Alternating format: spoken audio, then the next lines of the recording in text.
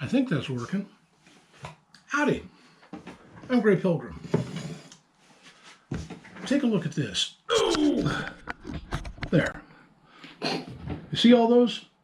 I think you can see all those. Now, what do all these pistols have in common?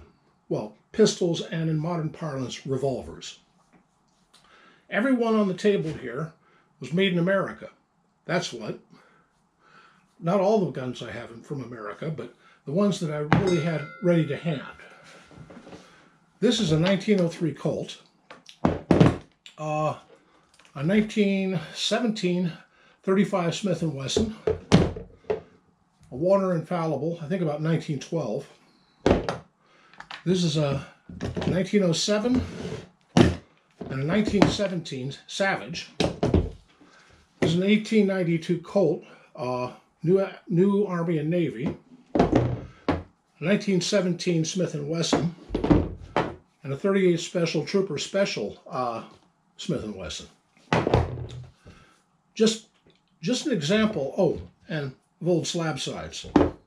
Well, this is a Commander, but it'll have to do, because at the moment, well, I had a 1911, but well, this one fella had one thing, and another fella had another thing, and I had that thing, and we all worked and dickered, and, well, we all walked away with what we wanted. But I want another 1911. Just a standard military model. I love this thing, but I want a standard 1911. Anyway, each of these I picked up over, oh gosh, I don't know, about 40, 50 years, something like that. I've had this one most of the time. This is the longest one I've had. I bought this one very early, and I have put thousands, literally thousands of 32 autos through it. It is, the bore on this thing looks like the far side of the moon. It was terrible when I got it. I've cleaned it up as best I can. It rattles like all get out. It's got all the issues of an ancient gun, but it works like a champ. Picked this one a while back at a gun show.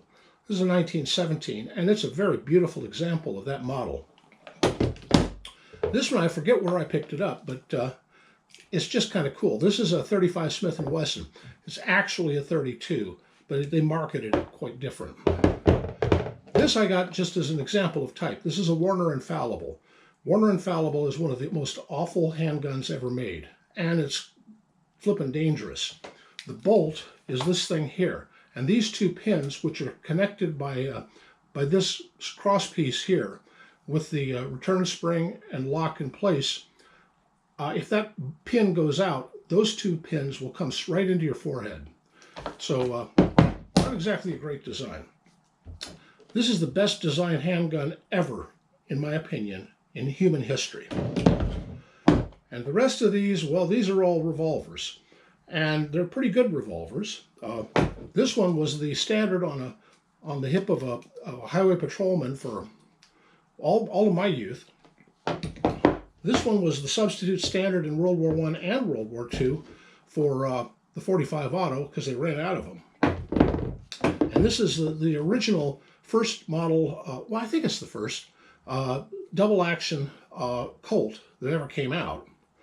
This one's in 41 long Colt, which is a long obsolete cartridge that I happen to have a few boxes of.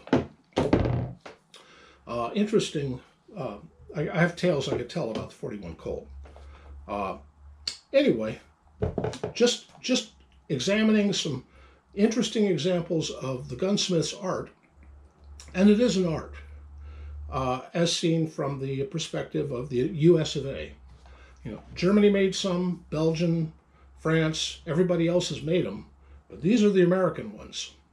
And I'm American, and I take pride in what Americans can do. And I think it's a pretty cool thing myself. Happy trails.